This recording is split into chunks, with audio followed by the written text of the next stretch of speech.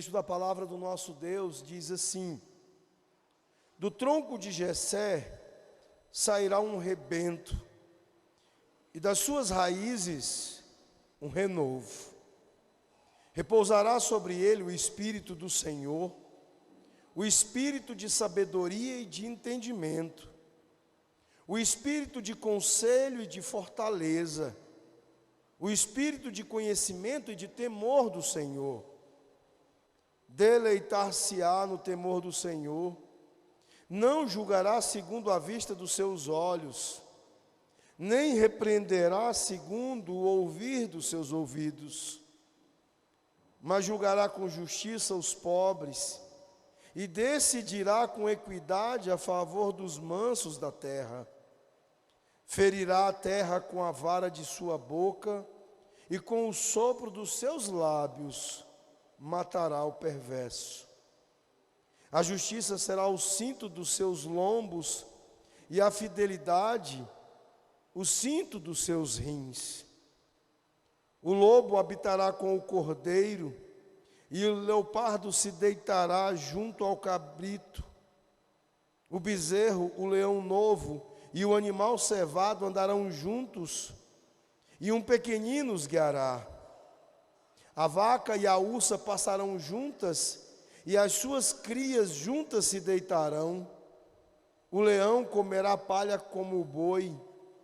A criança de peito brincará sobre a toca da áspide, e o já desmamado meterá a mão na cova do basilisco. Não se fará mal, nem dano algum, em todo o meu santo monte, porque a terra se encherá do conhecimento do Senhor, como as águas cobrem o mar. Naquele dia recorrerão as nações à raiz de Jessé, que está posta por estandarte dos povos. A glória lhe será a morada. Vamos orar, queridos. Senhor nosso Deus e nosso Pai, ó Deus, nós bendizemos o Teu nome, Senhor, porque estamos com a Tua palavra já lida diante de nós, para que possamos agora, ó Deus, explicá-la e aplicá-la para, ó Deus, o bem das almas dos Teus filhos e das Tuas filhas.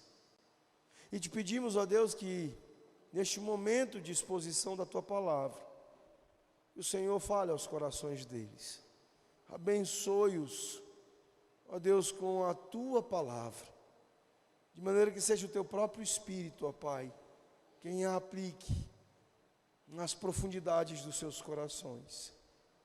É o que nós pedimos no nome de Jesus. Amém, Senhor. Na primeira mensagem, nós falamos sobre pertencimento, sobre pertencer.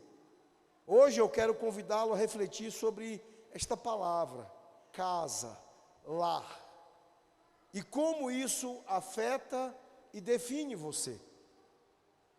Quando eu digo esta palavra casa, lar, eu pergunto para vocês, o que vem à mente de vocês? Quais são os pensamentos que surgem na cabeça de vocês quando vocês estão diante desta expressão? Casa, a minha casa. Algumas palavras, elas são meio que obrigatórias, algumas expressões definidoras aqui serão meio obrigatórias, como por exemplo, um lugar de descanso, um lugar de contentamento, de alegria, de familiaridade, talvez um lugar de aceitação, de amor, um lugar de união. Uma casa também pode ser um lugar complicado, difícil. Para muitas pessoas mergulhadas na dor, a casa pode ser um lugar de abuso, de violência, um lugar de frustrações. Mas na melhor das hipóteses, meus irmãos, o lar, a casa, é o lugar onde parece ser tudo certo quanto pode ser. Para a maioria das pessoas, o melhor lugar para se estar. Parte da dor de muitas pessoas dos nossos dias está exatamente ligada à questão da casa, do lar, à confusão de não se sentir em casa, ou a sensação de que o lar não é mais o mesmo, ou de que não será mais o mesmo, ou de se estar em casa, mas não se sentir em casa. De uma perspectiva espiritual, é muito interessante como a Bíblia não apenas fala do futuro nosso, como o futuro nosso no nosso lar, na nossa casa, mas também dá-nos uma visão do lar, como uma forma de nos alimentar a esperança, de nos motivar. Quando a Escritura fala sobre a nossa futura casa, é precisamente para nos encher de esperança, para motivar, para encorajar os nossos corações. O anseio por nosso futuro lar é uma parte vital, fundamental da mensagem das Escrituras.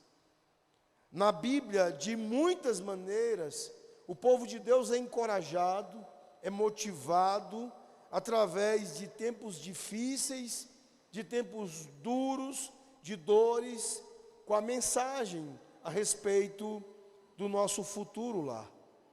E o texto que nós escolhemos para a nossa meditação nesta manhã, ele também fala sobre isso. Ele fala sobre termos um lar, o nosso futuro lar, e como uma forma de encher o povo de Deus de esperança, motivá-lo, encorajá-lo. Em nosso texto nós temos aqui 3 promessas. Isaías 11, ele detalha a esperança de um futuro lar para o povo de Deus, dando-lhe 3 esperanças, escrita ao povo de Israel, enquanto lutava contra uma invasão iminente da Assíria. Coisas sombrias estavam pairando sobre Israel por esta ocasião do texto de Isaías 11. Mas Deus oferece aqui esperança ao seu povo, anima-o, encoraja com esperança, e faz através de 3 promessas. A primeira promessa é a de um governante que é justo. A segunda, de um lugar para viver em paz. E a terceira, de uma libertação do povo do seu deslocamento. Nós veremos estas 3 promessas nesta manhã. E cada uma destas promessas foram feitas séculos atrás. Não apenas serviu como conforto no 8º século antes de Cristo, mas serve-nos de consolo, de conforto, de encorajamento na manhã de hoje. Quando nós consideramos o cumprimento destas promessas como algo que se concretiza especialmente no Novo Testamento, mas também com aspectos da própria realização passada do povo de Israel, e com aspectos que também se realizam no futuro do povo de Deus, com novos céus e nova terra. Então vejamos estas promessas. 3 promessas que nos tranquilizam, que nos enchem de paz, de descanso, hoje mesmo, com a certeza de que nós temos um lar, de que grande parte do que nós esperamos é o fato de ter um lar, uma casa futura. A primeira destas promessas, como eu disse, é a de um governante justo. Vejam comigo o versículo 1. Ele diz: do tronco de Jessé sairá um rebento, e das suas raízes um renovo. Meus irmãos, a primeira promessa que surge aqui, ela não é tanto sobre o local, sobre a casa em si, digamos, propriamente dita, mas sim sobre quem está envolvido nesta nossa casa ou neste nosso lar. Aquele que, na verdade, faz com que a casa possa ser vista como um lar, que faz com que a casa valha a pena. Aquele que a cria, aquele que a faz, aquele que a estabelece, aquele que dá qualidade a esta casa. Nos primeiros 5 versículos, nós vemos aqui a esperança conectada a um futuro governante que, segundo o texto, será marcado pela justiça divina. Ele governará de uma forma que é totalmente encaixada com a santidade de Deus. Um grande governante. O verdadeiro governante. Ao olharmos para esses versículos, meus irmãos, nós precisamos lembrar que eles se cumpriram no sentido de que sabemos que Isaías se refere aqui. Esse texto, ele aponta com clareza para as coisas que nós vimos, por exemplo, no início da leitura aqui de Lucas 1.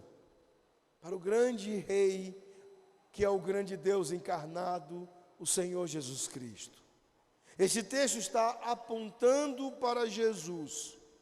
Há uma parte desta promessa que, obviamente, já se cumpriu com a sua encarnação, com a sua vinda, mas há uma parte que ainda não foi totalmente cumprida, porque diz respeito àquilo que nós estamos esperando.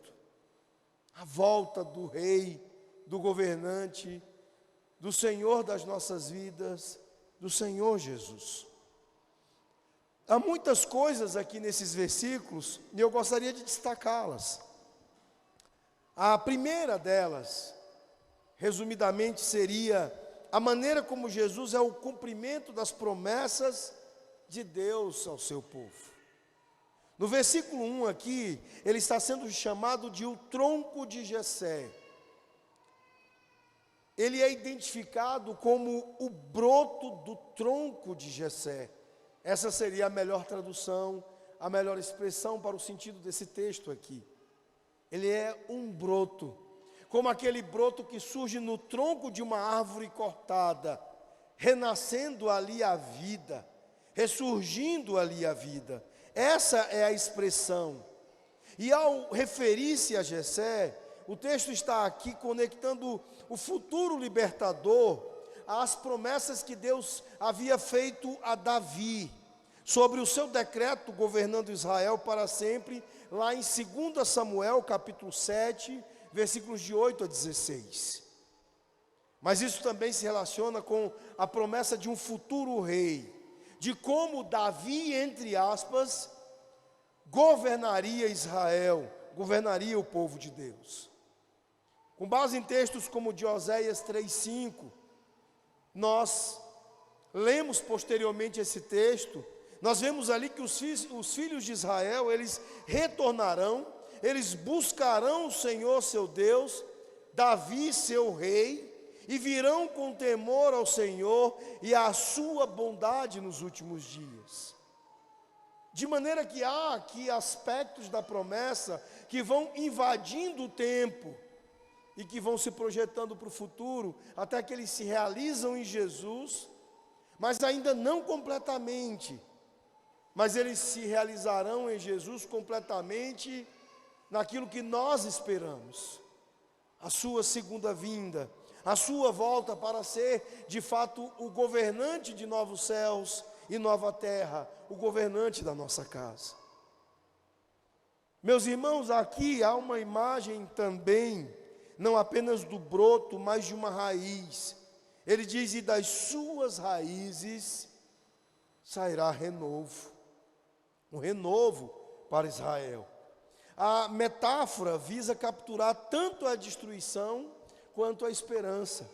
A imagem é de um lugar devastado, de uma árvore cortada, de um pedaço, um toco de uma árvore, de onde nasce o broto,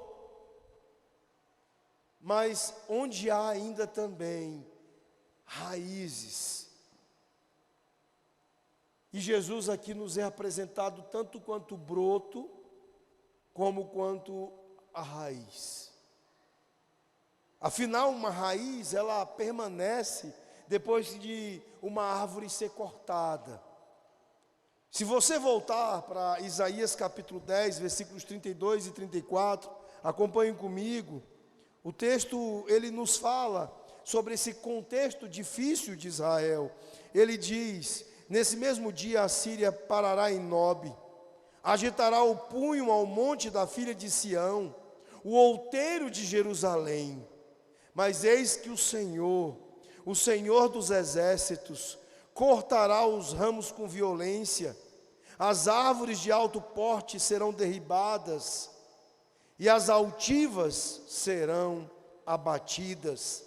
Cortará com o ferro as brenhas da floresta, e o Líbano cairá pela mão de um poderoso.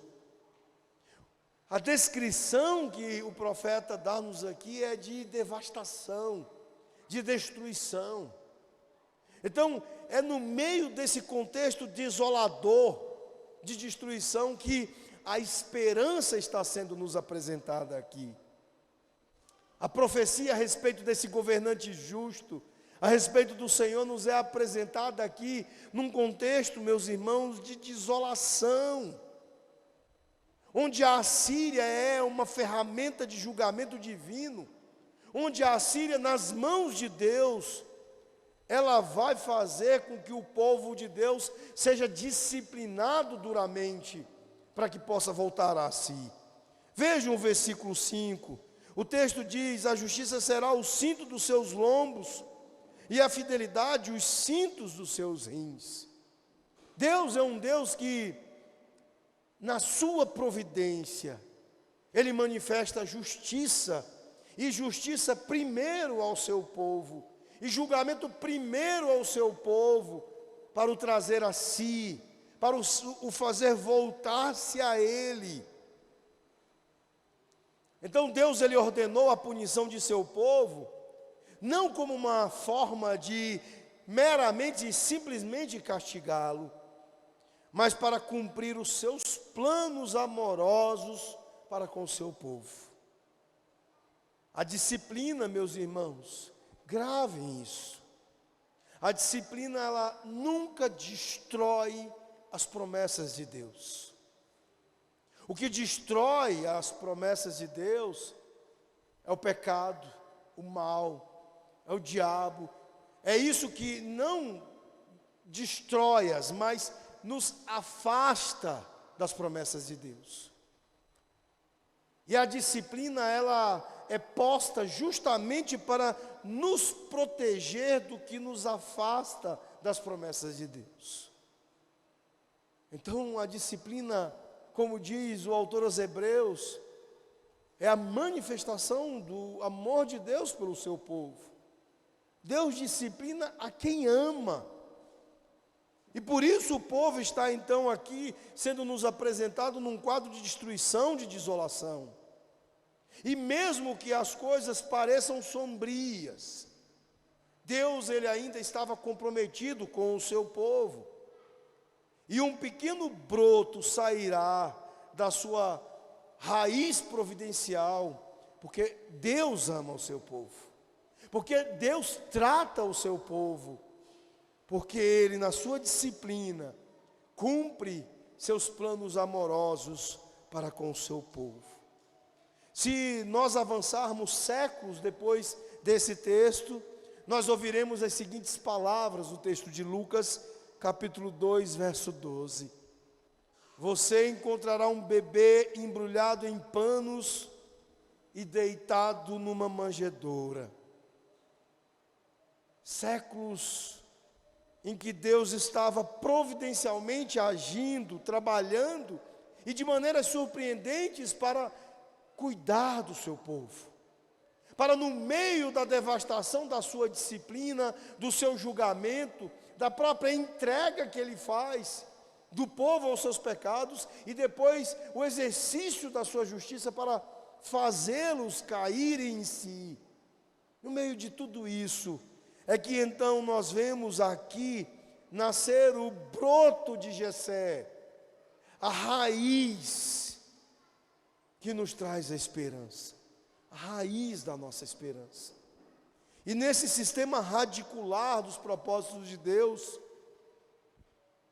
estava sob a superfície todo o amor do nosso Deus pelo seu povo, a sua providência que nos sorri, com sorrisos escondidos às vezes, mas que é, meus irmãos, impossível de ser afastada no amor dele pelo seu povo. Por fim, a expressão nos mostra, meus irmãos, que esta raiz produziu um galho frutífero. que por baixo da superfície da vida do povo de Deus, há o sistema da raiz dos propósitos de Deus para este povo. E dali nasce a esperança, nasce a manifestação do amor de Deus, redimindo, restaurando, restabelecendo o seu povo. Uma coisa que nós precisamos sempre nos lembrar é que a soberania é a mais segura de todas as coisas. A soberania de Deus é mais segura do que qualquer das nossas certezas. Nós queremos o tempo todo ser racionais. Racionais segundo a nossa mente tão terrivelmente afetada pelo pecado. Isso é uma terrível tolice, meus irmãos. Nós precisamos de crença, não de raciocínio. Nós precisamos alimentar raciocínios posteriores, pensamentos posteriores, com crença, com fé. E é isso que aqui o povo é chamado a observar e a crer, a observar a soberania de Deus, o cumprimento dos propósitos de Deus em Cristo Jesus, o broto de Jessé, como expressão de todo o cuidado de Deus com o seu povo. Por isso, meus irmãos, a soberania de Deus é mais certa do que a minha certeza, do que a sua certeza, do que a certeza de qualquer um. Segunda coisa que Isaías registra nesta imagem e nesta metáfora é que o Espírito ele repousará sobre este governante da linhagem de Davi. Vejam o versículo 2. Repousará sobre ele o Espírito do Senhor, o Espírito de sabedoria e de entendimento, o Espírito de conselho e de fortaleza, o Espírito de conhecimento e de temor do Senhor. Aqui o que nós vemos é uma expressão da unção do governante, da presença do próprio Espírito sobre o governante, de uma capacitação divina que lhe dará a habilidade de possuir sabedoria, compreensão, conselho e poder, conhecimento e temor do Senhor. Ele será o ungido, o Messias, o Cristo. Meus irmãos, nós estamos aqui diante de imagens belíssimas e de uma descrição belíssima da unção do Cristo, que nos ajudam a entender o batismo de Jesus, por exemplo. Batismo que inaugurou o seu ministério terreno e que é uma imagem, uma expressão desta unção do Espírito, desta presença do Espírito repousando sobre o governante nos dado através da pessoa e da humanidade de Jesus. Este foi o momento em que os céus se abriram, lá em Mateus capítulo 3, verso 17, e que ali o Espírito desceu sobre Jesus e uma voz veio do céu dizendo: este é o meu Filho amado, em quem me comprazo. Há uma outra coisa que deve ser dita a partir dos versos 3 e 4. Vejam, o texto diz: deleitar-se-á no temor do Senhor, não julgará segundo a vista dos seus olhos, nem repreenderá segundo o ouvir dos seus ouvidos, mas julgará com justiça os pobres, e decidirá com equidade a favor dos mansos da terra, ferirá a terra com a vara de sua boca, e com o sopro dos seus lábios matará o perverso. Vejam a maneira como ele governará. É lindo o retrato que nos é apresentado pelo profeta aqui. O seu deleite, a sua paixão primária, é o temor do Senhor, diz o início do verso 3. A sua sabedoria vai muito além do que vê os olhos e do que ouvem os ouvidos. Segundo a segunda parte do verso 3. E o verso 4 diz que ele trará justiça para aqueles que muitas vezes são maltratados, incluindo os pobres, os mansos, aqueles cujo acesso ao dinheiro ou ao poder os tornam mais vulneráveis à exploração. Este é um governante que exerce a justiça divina.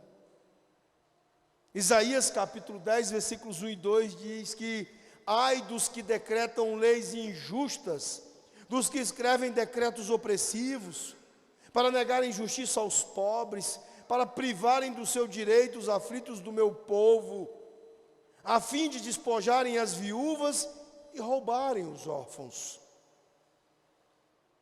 Mas quanto àquele que nos está prometido, aquele que já veio e que voltará, nós vemos aqui que ele governará com poder divino, e ele governará com justiça divina.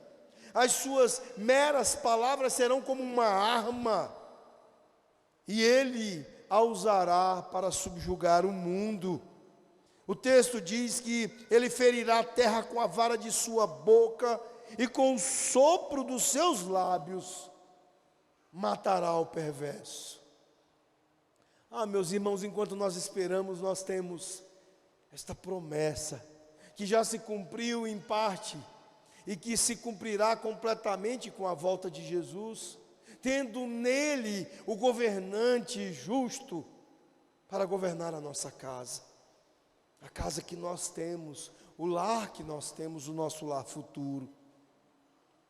A esperança, meus irmãos, para o povo de Deus está, portanto, no tipo certo de governante. Eu sei que alguns de vocês estão com os corações angustiados com a política do nosso país, com a situação das eleições de 2022, dá um terror na mente imaginar que a gente possa ser governado de novo pelo presidiário. Dá uma agonia terrível imaginar que loucos possam continuar sendo aqueles que governam o nosso país. Mas aqui se trata de ouvir a palavra do Senhor e entender que a nossa esperança não está nestes caras aí, que se oferecem para nós nas eleições.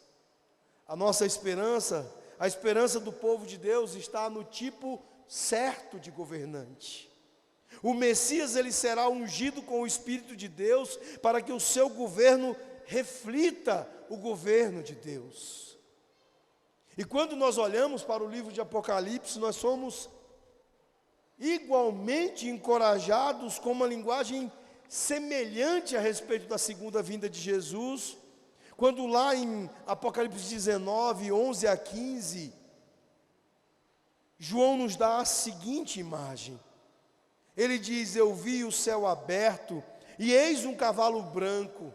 O seu cavaleiro se chama Fiel e Verdadeiro, e julga e combate com justiça. Os seus olhos são como chama de fogo.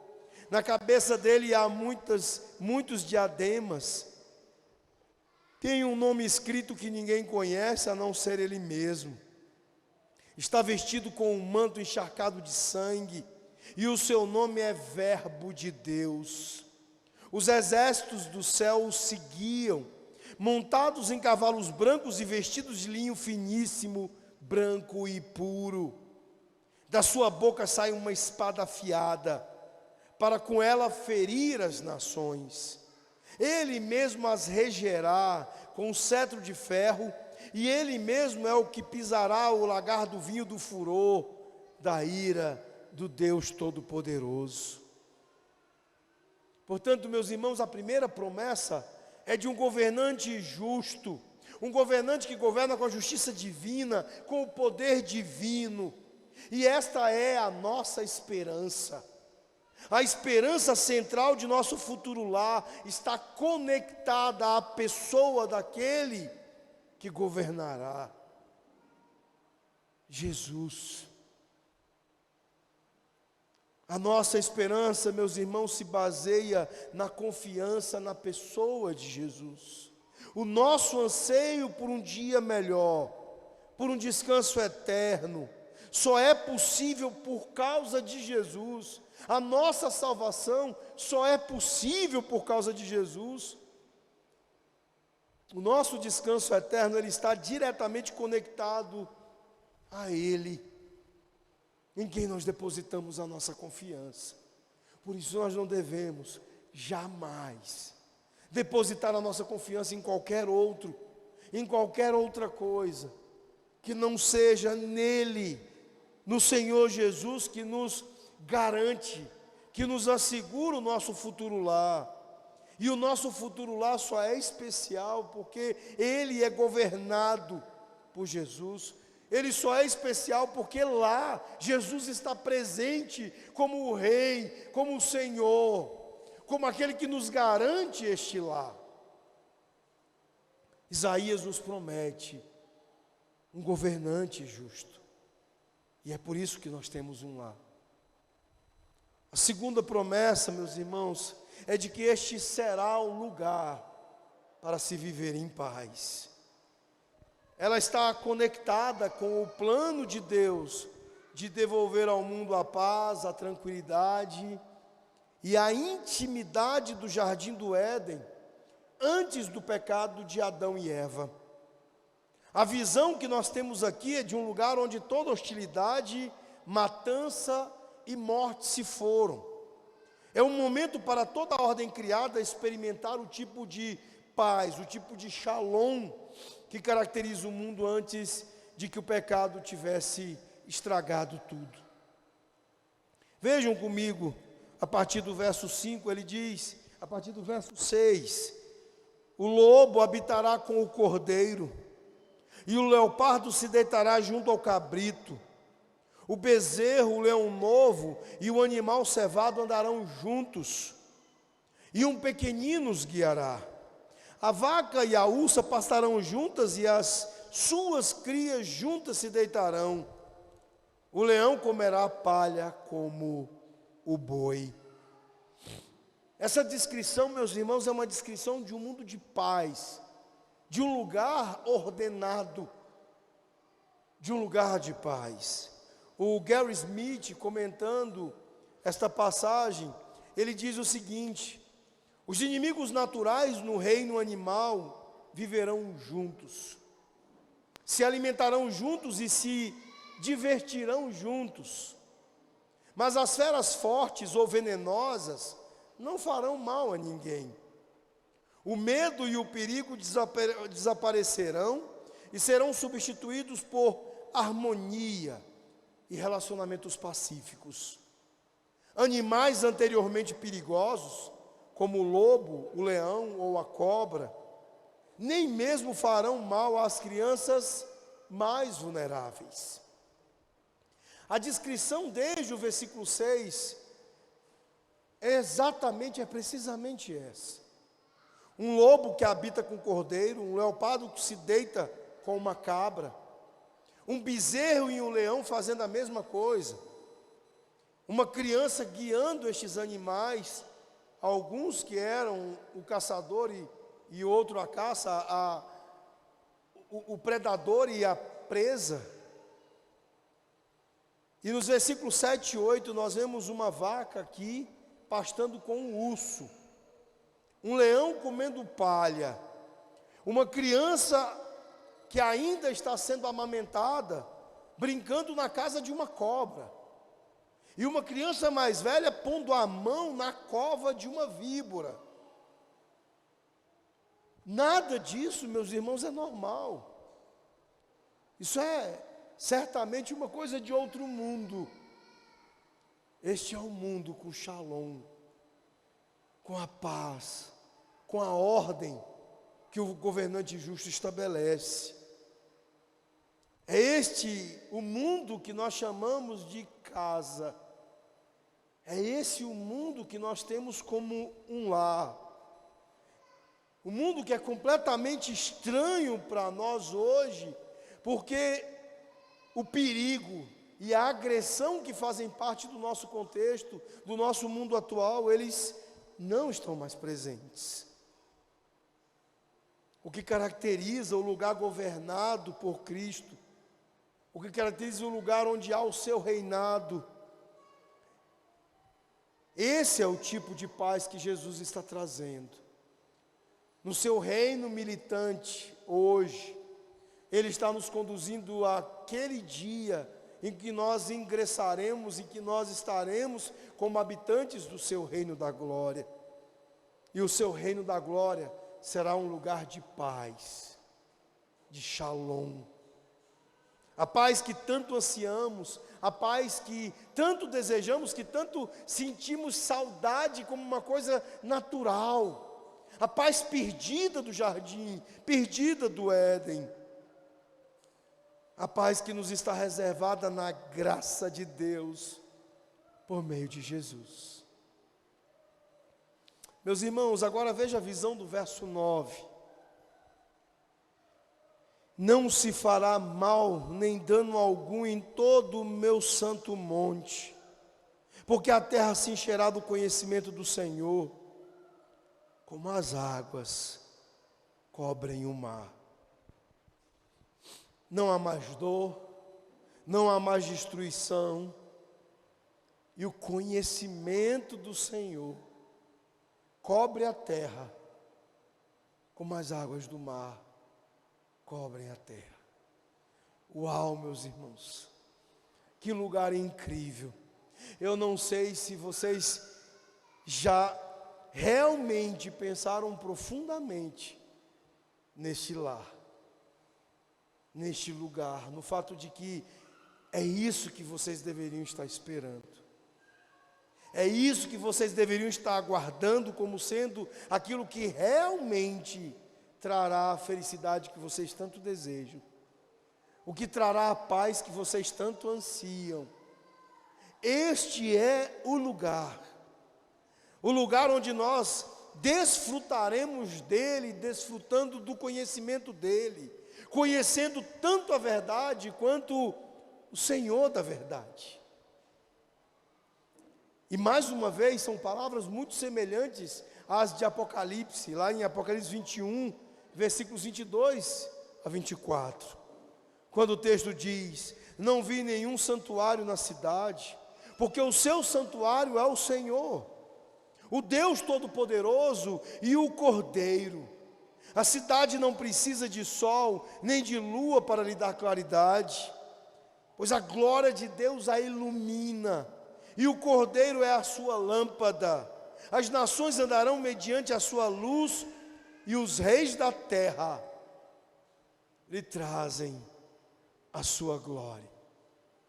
Mas o Apocalipse não para aqui. Nos diz que chegará o dia, no verso 4 do capítulo 21, que ele enxugará de seus olhos toda lágrima, e não haverá mais morte, nem haverá mais pranto, nem dor, porque as coisas antigas já passaram. Meus irmãos, esse é o lugar que desejamos. Esse é o lugar que, se você realmente é crente, você deveria desejar. Um lugar onde Satanás está banido, o pecado está derrotado, e cada parte de cada dia é passada aquecendo-se à luz da graça e da glória de Deus. Isso é o que todo cristão, todo verdadeiro cristão anseia. Em seu livro chamado Heaven, o Randy Alcorn, ele nos diz o seguinte, ele diz: nada é mais mal diagnosticado do que a nossa saudade do céu. Achamos que o que queremos é sexo, drogas, álcool, um novo emprego, um aumento, um doutorado, uma esposa, uma televisão de tela grande, um carro novo, uma cabana na floresta, um condomínio no Havaí. O que realmente queremos é a pessoa para quem fomos feitos, Jesus, e o lugar para onde nós fomos feitos, o céu. Nada menos do que isso pode nos satisfazer. Então, meus irmãos, é isso que a graça de Deus, ela está realizando por nós, pelo nosso profundo anseio por uma vida de paz, por um lugar, por pertencimento, por uma habitação, por termos uma casa. Para quem conhece a Cristo, esta é a nossa casa, é onde nós pertencemos e é o nosso destino em Cristo, em Jesus. E muitas vezes, como disse C.S. Lewis, nós trocamos a brincadeira de fazer coisas horrendas com a lama nas favelas. Deixamos de ter um passeio à beira-mar, deixamos de ter um passeio nestes lugares da graça e da glória de Deus, por coisas que são absurdas.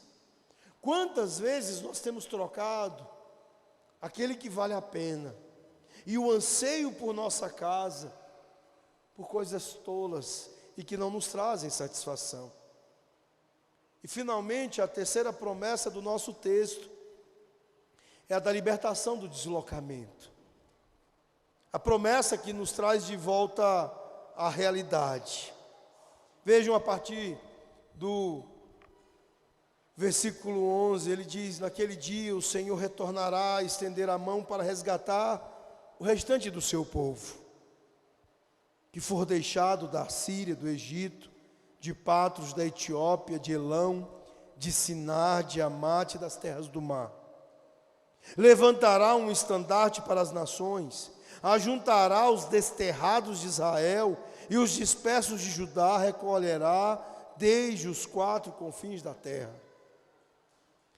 Afastar-se-á a inveja de Efraim, e os adversários de Judá serão eliminados. Efraim não invejará Judá, e Judá não oprimirá Efraim.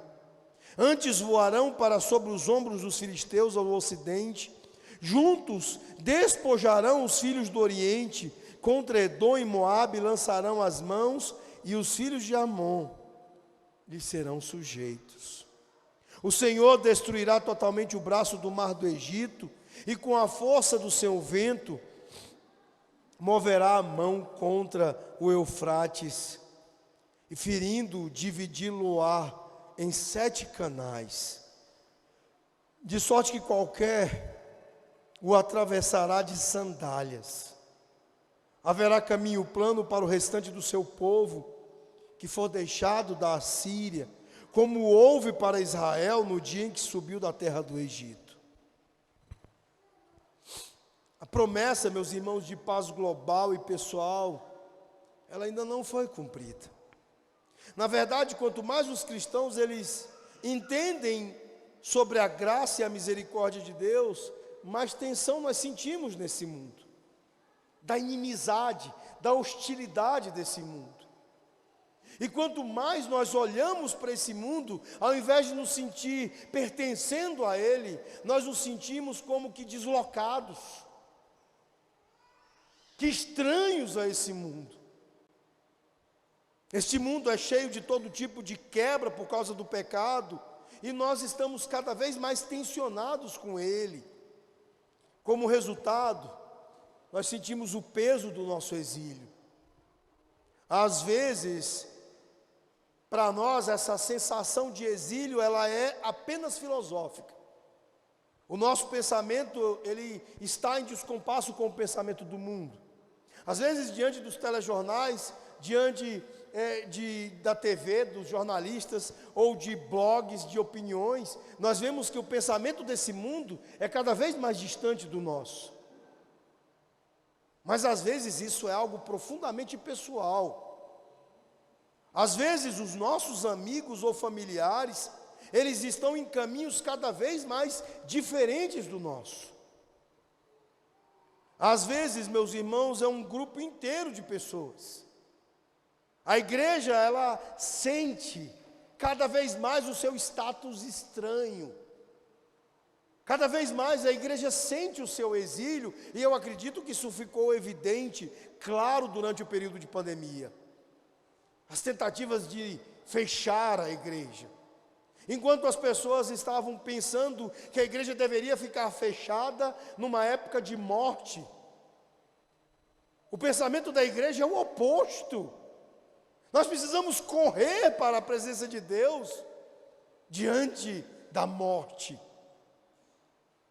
Quantas pessoas acham que podem precisar menos de Deus, da sua santa presença, ou se valer dela por meios remotos? Isso fez com que a igreja sentisse-se profundamente estranha a este mundo tão louco e tão perverso. Às vezes é toda a cultura. A maior parte da história da igreja demonstra, meus irmãos, que os cristãos viviam sempre em exílio, estranhos à cultura, em contradição em relação à cultura. Israel conhecia profundamente esse estado de exílio, mas esperava um futuro, um dia futuro, quando o seu deslocamento terminasse. O versículo 10, ele descreve o dia em que esta raiz de Jessé irá começar a dar fim a esse deslocamento. Permanecer como um sinal para os povos, dele as nações inquirirão. A luz do governante de Israel, nos é dito aqui, se estenderá a todas as pessoas. Meus irmãos, é interessante como Paulo usou esse verso como parte da justificativa para alcançar os gentios. Lá em Romanos capítulo 15, versículo 12, havia nele o desejo intenso de ir até a Espanha para levar o evangelho aos gentios. Mas Isaías 11 imagina aqui algo ainda mais. A promessa aqui é de um reagrupamento do povo de Deus de todo o mundo conhecido, do norte, do sul, do leste e do oeste. Todos aqueles que estão dispersos ou banidos, eles serão chamados para casa. E o seu reagrupamento porá fim aos conflitos internos que sempre marcaram a história do povo de Israel. O resultado é que seu povo se une em oposição aos que se opõem a Deus, é o que nós vemos no verso 14, e que nada será capaz de ficar no caminho de Deus. O verso 15, na primeira parte, diz que o mar vermelho será destruído. O verso 15, na segunda parte, diz que o rio Eufrates será tornado em 7 canais, em pequenos riachos que não são mais uma barreira para o povo de Deus. Da Assíria haverá uma rodovia para o retorno do remanescente do povo, diz o verso 16. Ou seja, Deus usará a poderosa nação da Assíria para os seus propósitos providenciais para o seu povo. A situação ela pode ser desoladora, caótica. O deslocamento e o exílio podem parecer opressores, desesperadores, mas Deus promete trazer o seu povo de volta. Isso é consistente com a mensagem de esperança que o Senhor Jesus traz ao seu povo. Quando em João 14, verso 3, ele diz: se eu for e preparar um lugar para vocês, eu voltarei e os levarei para mim, para que vocês também estejam onde eu estiver, onde eu estarei. Esta é a promessa de Jesus, meus irmãos, e este é o pensamento que deve ocupar os nossos corações quando nós pensamos na encarnação dele, no seu advento, na sua primeira vinda. Jesus, ele veio para que pudéssemos ter um lar, e para que pudéssemos parar de nos deslocar, para parar de sermos exilados, e para finalmente estarmos com ele na nossa casa. Isso é tudo sobre a primeira vinda dele, mas também é tudo sobre a segunda vinda dele. No mundo onde nós estamos, nós não estamos acomodados como se estivéssemos em nossa casa. O tempo todo, absolutamente o tempo todo, nós devemos viver a nossa vida neste mundo, esperando, ansiando a volta de Jesus, repetindo, gritando, se possível: Maranata, vem, Senhor Jesus, para que finalmente possamos estar em casa. se você não se sente um exilado neste mundo, se você não sente o seu deslocamento nesse mundo, não há algo normal em você como cristão. As coisas não estão bem para você como cristão. Se tudo que você anseia e deseja está ligado a este mundo, então há um problema grave no seu coração, no seu cristianismo. O que você deve fazer é o que todos nós devemos fazer: esperar e esperar, e enquanto esperamos por seu retorno, dizer coisas como: venha, tu és muito esperado, Jesus, nascido para libertar teu povo, de nossos pecados, de nossos medos, tu nos liberta, deixe-nos encontrar nosso descanso em ti, a força e consolo de Israel, esperança de toda a terra que tu és. Ah, querido Jesus, eu desejo que cada nação se alegre em ti, que tu sejas a alegria de cada coração ansioso. Meus irmãos, este é o canto do peregrino, este é o canto do exilado, este é o canto daquele para quem está prometido que o deslocamento terá fim, que o exílio terá fim, e que finalmente chegará o dia em que estaremos em casa. Nós temos um lar. Este lar não é aqui e agora. Este lar será aqui, nesta terra, feita em nova terra e novos céus, mas não como é hoje.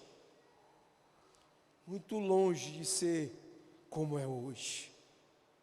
Talvez você, neste ponto em que chegamos ao fim desta mensagem, você esteja se perguntando: mas pastor, como desejar estar em casa?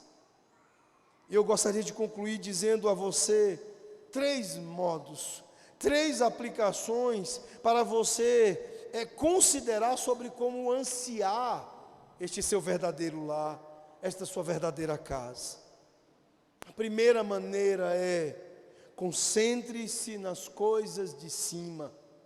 Este foi o conselho do apóstolo Paulo, quando ele disse: pensai nas coisas lá do alto, não das daqui de baixo. Use, meus irmãos, esse texto para lembrar seu coração onde deve estar a sua verdadeira afeição, a sua verdadeira lealdade. Encontre maneiras de, todos os dias, o tempo todo, manhã, tarde e noite, elevar a sua afeição por Jesus. Considere Jesus, pense em Jesus, adore Jesus, leia a Bíblia para conhecê-lo, abra alguma teologia sistemática em cristologia e estude tudo que tiver ali sobre Jesus. Considere o quão glorioso e maravilhoso Jesus é. Se você talvez ainda não seja cristão de fato, considere abandonar o seu desinteresse por Jesus. Renda-se a Ele, apaixone-se por Ele.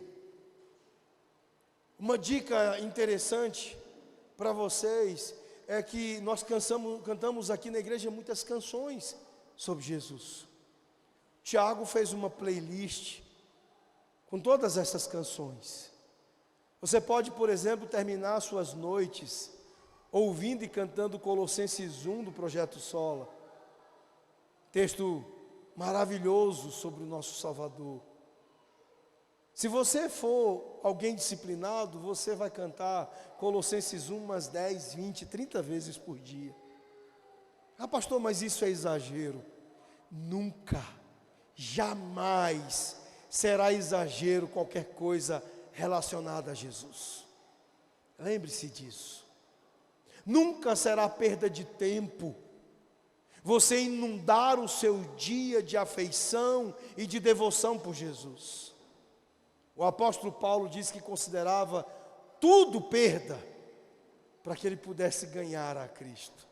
Então, se você puder passar um dia inteiro cantando Colossenses 1, Isaías 53 do Projeto Sola, esse será um bom dia da sua vida. Segundo lugar, permita que bons presentes direcionem você para casa. Quando você experimentar momentos de graça nessa vida, os dons e os deleites de Deus, uma boa refeição, uma saída para comer um sushi no Debu, ou então para comer um rodízio na churrascaria, ou então aquele futebol que você consegue se dar bem e você faz 3, 4 gols. Esses dias o Barreto fez uns lá com assistência do Felipe. Estas pequenas coisas, em todas elas, não se limite ao desfrute de uma alegria sem Cristo. Faça como os craques do futebol que levantam o dedo para o céu e diz: ah, Jesus, essa alegria, essa diversão aqui, eu devo a Ti. Ontem o pastor Mateus compartilhou uma propaganda da Chevrolet lindíssima, maravilhosa. E ele disse que estava aos prantos. Eu achei interessante isso, porque...